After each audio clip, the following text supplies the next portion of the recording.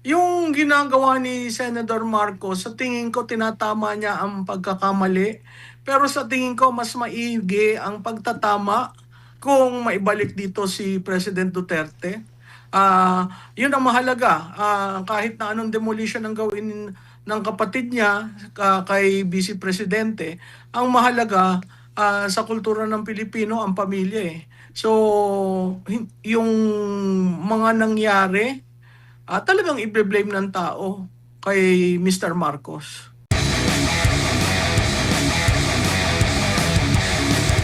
Sa serye ng mga video ni Senadora Amy Marcos po, humingi po siya ng tawad sa kanyang yumaong amang si Marcos Sr. at sinabi niya, napabayaan ko si Bongbong. Narito yung ilan sa kanyang mga sinabi sa kanyang video na may caption na, Dad, patawad, hindi ko talaga kinaya. Sabi niya rito, quote and quote, parating binibilin si Bongbong, bantayan mo yung kapatid mo, parating sinasabing ganun. Hindi ko nabantayan eh. Quote and quote, kaya dad, sinubukan ko talaga, pinagpilitan ko, nayayamot na nga sa akin si Bongbong, alam ko naman, pero hindi ko talaga kinaya. Meron pa siyang sinabi, hindi na kami nagkausap ng matagal at hindi ko nababantayan, kaya nagkulang na ako. Ang sabi pa rito, quote and quote, ngayon iniisip ko na ang dapat ihingi ko ng tawad sa tatay ko, ihingi ko ng tawad na hindi ko nagampanan yung utos niya, yung habilin niya. Ano po ang basa niyo po rito, Prof? Well, ako masyadong personal yun eh. Parang yan yung nagsalita siya tungkol sa paggamit ng droga. Um, sa tingin ko malalim ang pinaghuhugutan ng mga pananalita ni Senator Marcos. Um, At parang nagbibigay rin ng hudyat sa kapatid niya na kahit hindi sila magkasama, parang nagkoko na ayusin mo naman. I mean, parang siguro kahit a shout in the dark yung ginawa niya, gusto niyang maparating sa kanyang kapatid.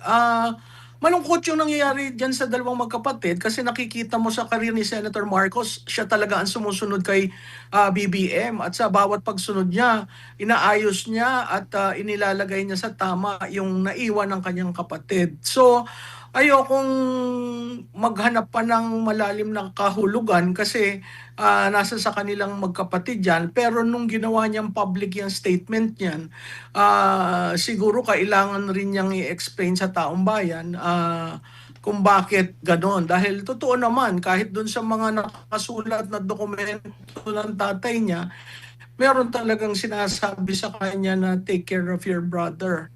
Mm. So yun ang rhetorical nilang dalawang magkapatid at pustahan tayo, sasagot na naman si Yusek Claire na pabalang. Napakagaling mo talaga, ma'am. Narito yung ano, ini-wrap up ko lang yung naging tugon naman ng palasyo dito. Tumugon ito sa naging payag ng Senadora Amy Marcos. Sabi dito ng Palace Press Officer, hindi nagmumura o nagbabanta ang Pangulo at nananatiling tapat sa kanyang asawa, si First Lady Liza Araneta Marcos. Iginit din ng opisyal na hindi sinisira ng Pangulo ang imahe ng kanyang mga kapatid at alam niya ang nangyayari sa paligid. Tinukoy din ni Castro ang tanong kung sino ang dapat binantayan bilang paglilinaw sa umunay hidwaan ng pamilya Marcos. Parang baliktad pa rin Alam yung mo, binanggit. Admar, hindi siya dapat pumapagitna dyan. Nasa sa kanilang magkapatid dyan. At kung babasahin mo, napakle, pero may sipa rin. May sipa kay Senadora, may sipa sa previous administration. Yung framing ni Yusek Castro from the very start is very negative. Yan pinapayagan ng administrasyon, makikita mo anong uri ng leadership meron sila. Opo. Dito naman po tayo sa isang video, ma'am, na umamin siya, si Senadora Amy, na pinahamak niya ang pangalawang Pangulo. Sabi niya rito, quote and quote, hihingi rin sana ako ng tawad sa mga Duterte, higit sa lahat, sa VP natin kay Inday Sara, ipinahamak ko siya eh. Talagang naiisip kong guilty ako. Sana nanahimik siya. Sana nasa Davao yun. Hello? Mayor siya. Ito po, yes, Prof, naririnig niyo po ako?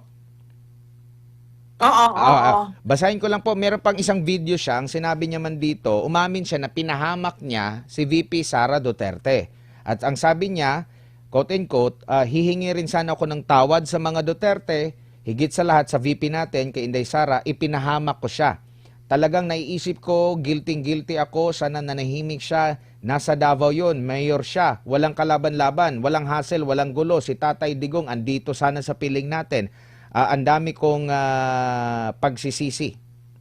Ano po masasabi niya rito? Well, ang tangi ko lamang masasabi, yan ang legacy ni Marcos.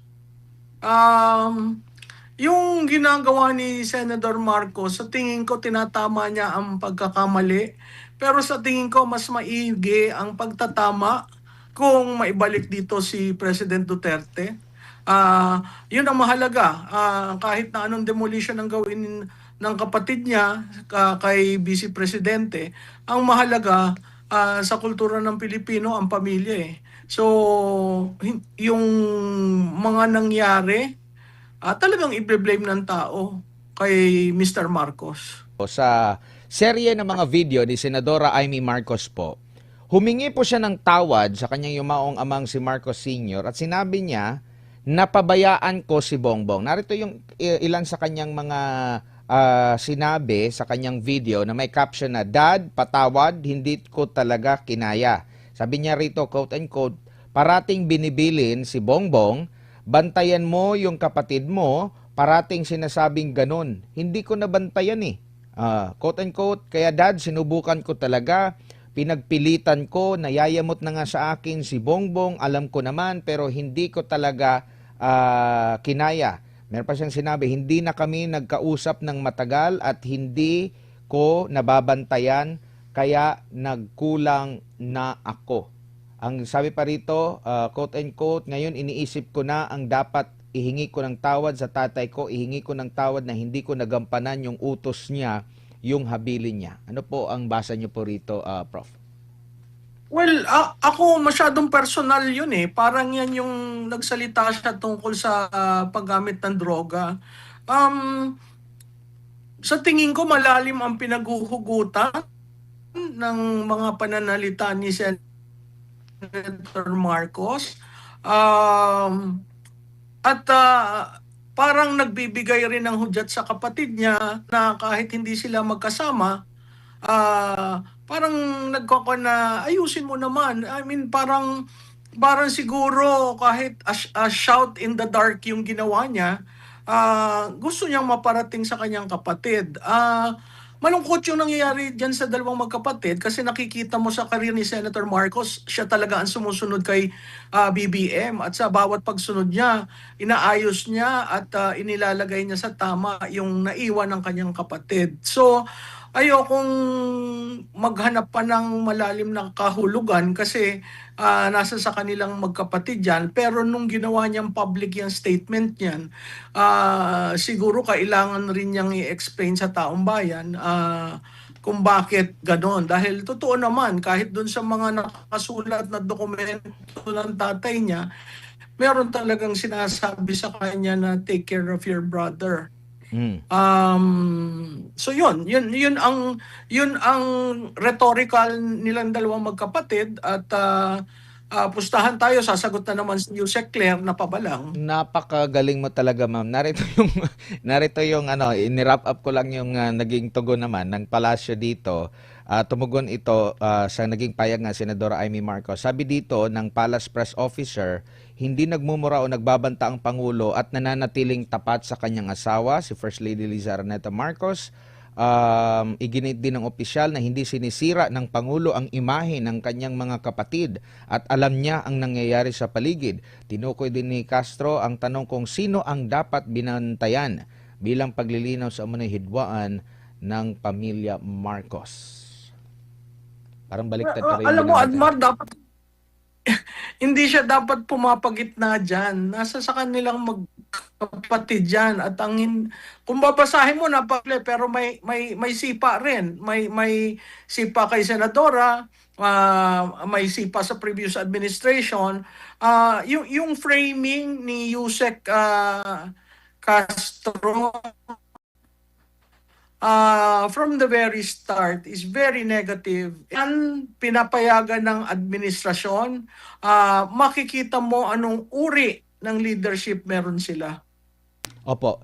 Dito naman po tayo sa isang video, ma'am, na umamin siya, si Senadora Amy, na pinahamak niya ang pangalawang Pangulo. Sabi niya rito, quote and quote, hihingi rin sana ako ng tawad sa mga Duterte, higit sa lahat, sa VP natin kay Inday Sara. Ipinahamak ko siya eh. Talagang naiisip kong guilty ako. Sana nanahimik siya. Sana nasa Davao yun. Hello? Mayor siya. Ito po, yes, Prof, naririnig niyo po ako? Basahin ko lang po, meron pang isang video siya, ang sinabi niya man dito, umamin siya na pinahamak niya si VP Sara Duterte. At ang sabi niya, quote and quote, hihingi rin sana ako ng tawad sa mga Duterte, higit sa lahat sa VP natin kay Inday Sara, ipinahamak ko siya.